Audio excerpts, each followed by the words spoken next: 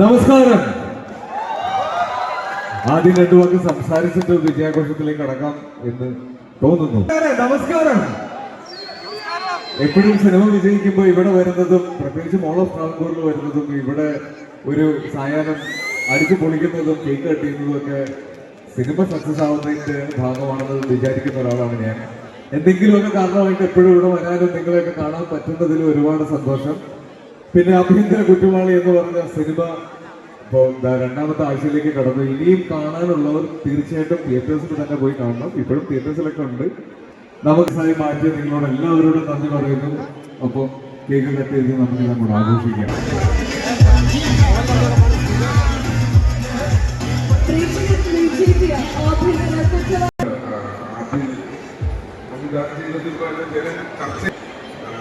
ഒരു പുസ്തകം പറഞ്ഞാൽ കാണാത്തവർ പോയി തിയേറ്ററിൽ തന്നെ സിനിമ കാണില്ല.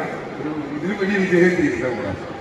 Thank you. തീർച്ചയായും ഉറപ്പായിട്ടും കാണാത്തവർ എന്തായാലും തിയേറ്ററിൽ ചെന്നിട്ട് കാണും എന്ന് നമ്മൾ ഉറപ്പ് നൽകുകയാണ്. കാണാത്തവരെല്ലാവരും തിയേറ്ററിൽ കാണണം. പ്രൊഡ്യൂസറൊന്നും പടം കാണണം മാത്രമല്ല പറയാൻ തീർച്ചയായിട്ടും കാണണം. എല്ലാവർക്കും ഇഷ്ടപ്പെടുന്ന നല്ല സിനിമയാണ്. ഒരുപാട് ചലച്ചിത്രങ്ങൾ വിജയൻ സംസാരിക്കുന്നതിന് മുന്നേ ഒരു ക്ലൂ തരാം. വിജയൻ ഈ സിനിമയിൽ ആരെയും ചതിക്കുന്നില്ല കേട്ടോ.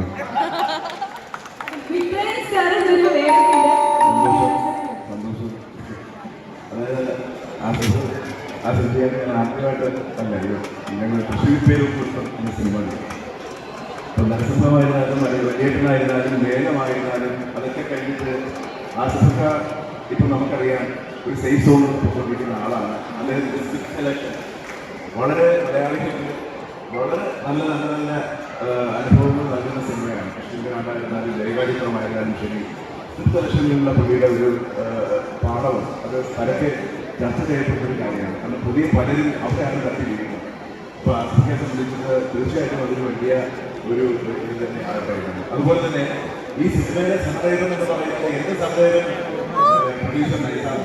കാരണം നമുക്കറിയാം ഒരുപാട് വിൽപ്പനകളിലൂടെ ഒരുപാട് സ്ട്രഗിൾ ചെയ്ത് പ്രോപ്പർ റിലീസിംഗ് സമയത്ത് ഒരുപാട് അതിനൊക്കെ അതിജീവിച്ച് ഈ സിനിമ പുള്ളി തിയേറ്ററിൽ കൊണ്ടുവരാൻ കാരണം പുള്ളിയുടെ മനസ്സിൽ ഒരു സിനിമ കലാകാരൻ ഉള്ളതുകൊണ്ടാണ്. അദ്ദേഹം ഒരു സിനിമ പഠിച്ച ആളാണ്. തീർച്ചയായിട്ടും അങ്ങനെ ഒരു വ്യക്തിക്ക് ഇങ്ങനെ ഈ പോയിട്ട് അതിനെ സ്ട്രഗിൾ ചെയ്തിട്ട് അതിനെ ഓട്ടമായിട്ടാണ് തിയേറ്ററിൽ കൊണ്ടുവന്നത്. എന്തായാലും സന്തോഷം. എല്ലാവരും സിനിമ കാണണം. ഇതിലും വലിയ വ്യക്തിയുമാണ് നിങ്ങളെ മാറും.